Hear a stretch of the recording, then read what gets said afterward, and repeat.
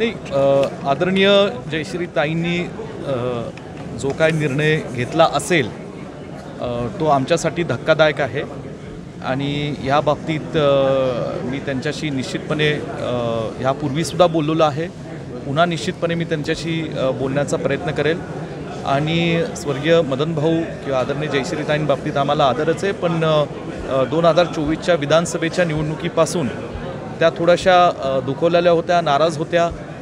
त्यात विधानसभेच्या निवडणुकीत काही भूमिका त्यांना घ्यावी लागली.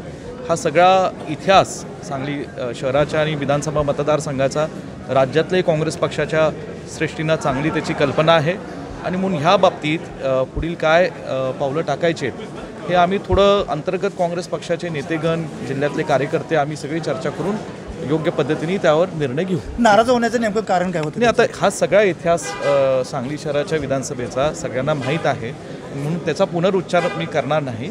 पण मी सांगितलं की त्या कुटुंबाबाबतीत आम्हाला आदरच आहे आणि त्यांच्याशी मी ह्यापूर्वीही बोललेलो आहे. बोलण्याचा प्रयत्न माझा सातत्याने राहील आणि जर तो निर्णय त्यांनी घेतला असेल तो आमच्यासाठी धक्कादायक आहे, परंतु त्यातनं काय मार्ग काढता येईल हा मी प्रयत्न करेन. विशाल पाटील सुद्धा येण्याची शक्यता असे चंद्रकांत पाटलांनी बोललात. विशाल पाटील थोड्या दिवसांनी मला काय कल्पना नाही.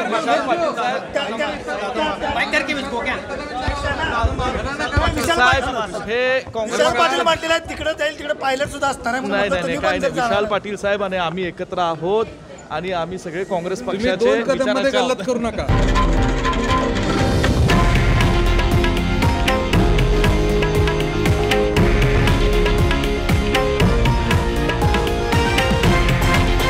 हे आहे देशातील नंबर 1 न्यूज नेटवर्क आणि आपण पाहत आहात TV9 मराठी, एकमेव.